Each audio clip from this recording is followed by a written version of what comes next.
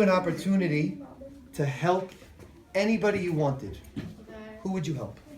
Sheffy.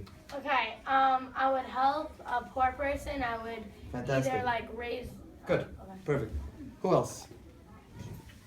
I would help someone who doesn't have a lot of like food or doesn't have like a house. Okay, or so we have something. poor person, we have somebody who's hungry. Let's get one more. I would help like a disabled person maybe if they need Great. help with anything like that. Disabled. Okay. Last one. I'll help a friend maybe Yeah, I was gonna say. with stuff like.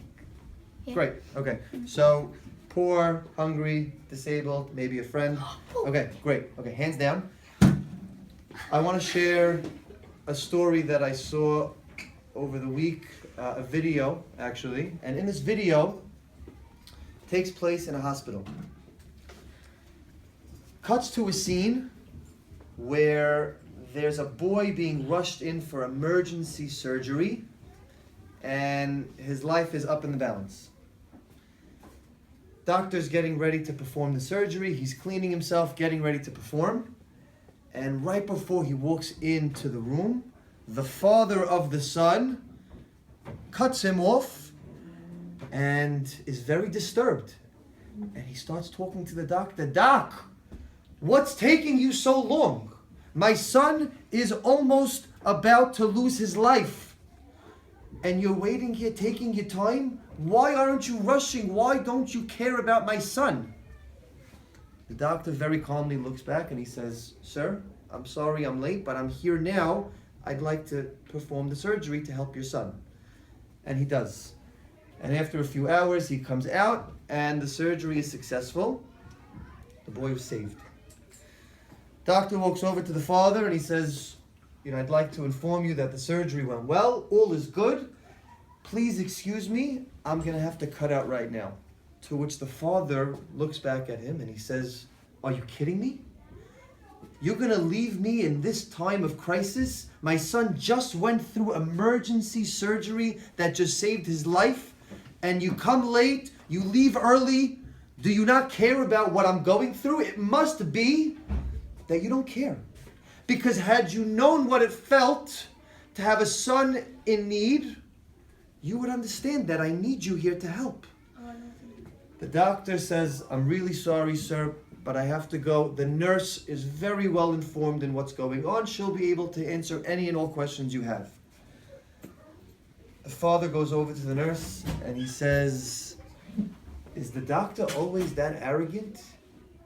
To which the nurse replies, I need to let you know that the doctor just lost his son only a few days ago.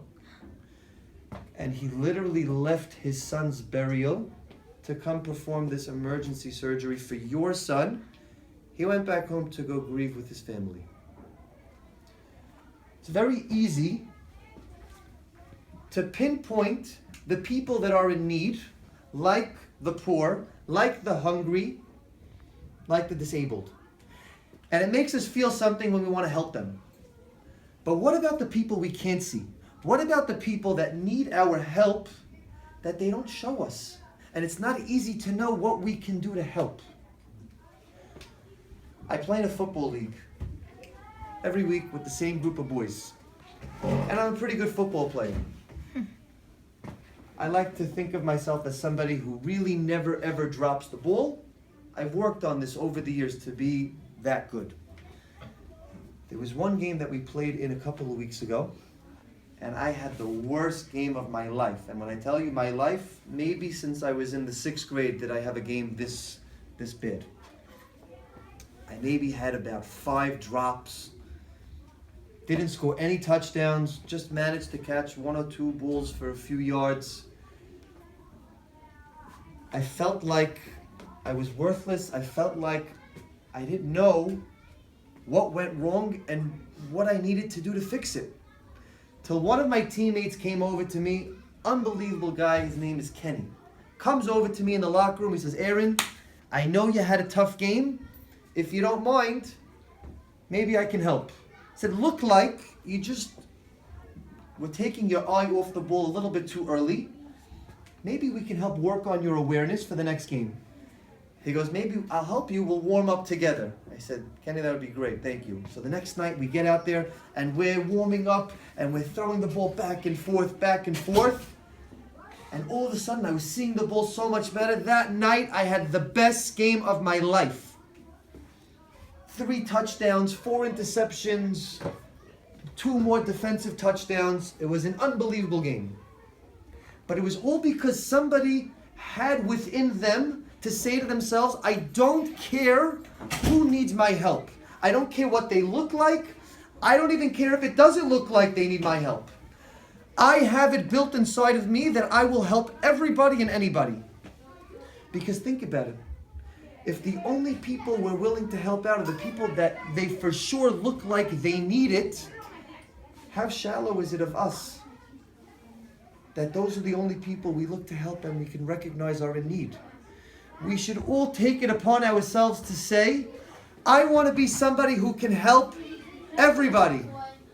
I want to be somebody who, no matter what they look like, no matter what I see, I'm a good person, and within me is the good to help others. So some of you might ask, well, how can I do that? Some very easy things that girls your age can do. For example, how about helping somebody when you see that they're struggling in class and they're having a hard time catching up with the notes? Offer them, hey, do you need some help? Can I help you show you my notes? Or maybe something as simple as going over to somebody and saying, hello, good morning. Maybe I'm having a bad day and I feel like nobody even notices who I am. And some girl walks over to me and says, good morning. Shows that I'm alive. They care. Somebody can see me. There's certain things we can do that doesn't just have to be about giving money and feeding people. Those things are nice and we should do them. But the simple things that you can do on an everyday level that maybe you don't see right away what the impact is, but if you're able to train yourselves to do this all the time, you have no idea the impact you can have, and it'll only make this classroom, this school, and this world that much better of a place if we can all do these things. Thank you. Okay.